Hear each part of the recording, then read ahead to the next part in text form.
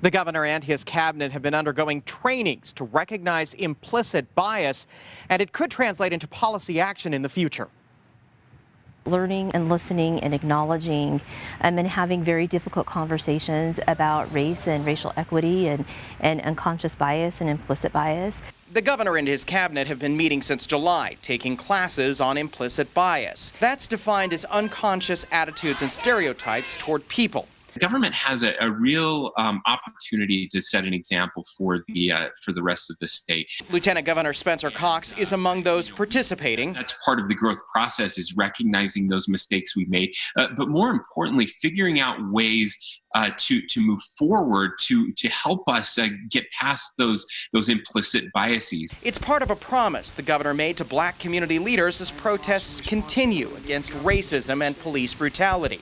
The governor has been working on a list of things they can do to make change. He also ordered implicit bias training in state government, starting with his own cabinet. The biggest area in which we can change our behaviors is by knowing we're making those behaviors.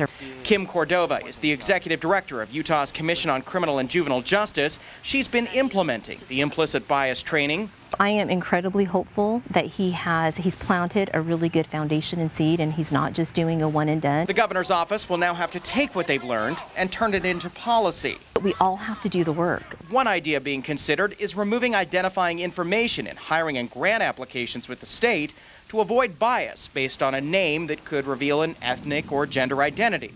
This does not mean that we change our standards or lower our standards. That's not the case at all. There are incredibly talented people out there who just are being overlooked or who have not been included. We don't have to lower our standards. What we have to do is broaden our scope. Now, I spoke to Emma Houston. She chairs the governor's Martin Luther King Jr. Human Rights Commission, and she told me today that it's good to see members of the cabinet have an aha moment and recognize their biases. Now, these trainings will continue through the end of the Herbert administration. Live on the Hill, Ben Winslow, Fox 13 News, Utah.